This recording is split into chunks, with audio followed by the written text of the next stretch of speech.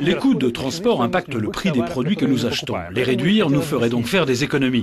Si le transport routier gagne en efficacité grâce à l'innovation, qu'en est-il du fret ferroviaire ?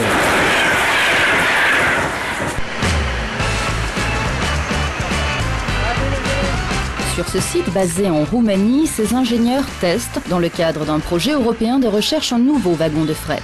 Plus rapide, il est aussi censé pouvoir transporter davantage de marchandises qu'en temps normal. Ces essais portant sur les distances de freinage sont très importants parce que le wagon ne doit pas dépasser une zone de freinage déterminée. Sinon, il y a un risque d'accident ou de danger sur la voie ferrée.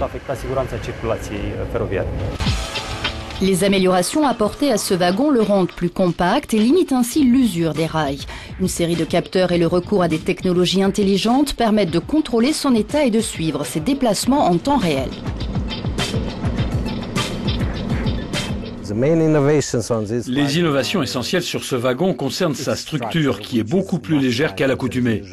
Nous avons utilisé de l'acier haute résistance pour les principaux éléments de la structure, comme les poutres intermédiaires, ainsi que des profilés à froid, comme cela.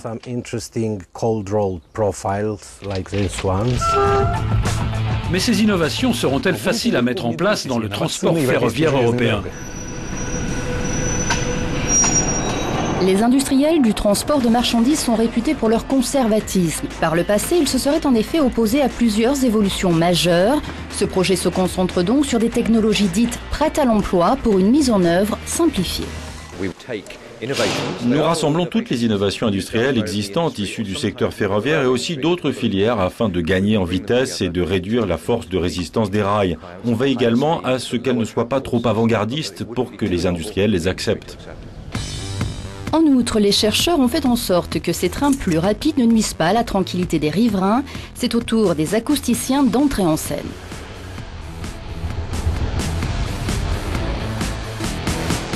Il existe plusieurs façons de réduire le bruit, par exemple à l'aide de matériaux d'amortissement sonore utilisés à bord des wagons et sur les rails. Autre option, réduire les vibrations lorsque le train est en mouvement.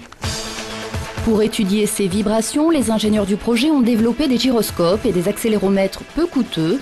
Mesurer les dégâts qu'elles occasionnent sur les voies leur permet également de prévenir les accidents et de réduire les coûts de maintenance.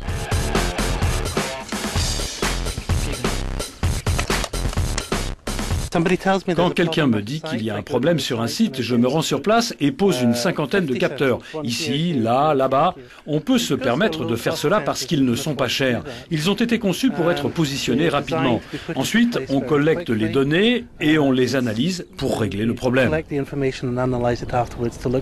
Selon ces chercheurs, avec une vitesse accrue jusqu'à 140 km/h, une efficacité et une fiabilité renforcées,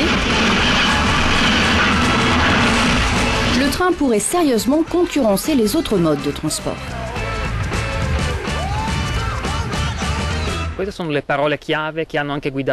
Le maître mot de ce projet, c'est la durabilité, en particulier en matière environnementale, économique et sociale. Nous planchons sur des solutions durables à long terme, capables de rendre le rail compétitif par rapport aux autres modes de transport.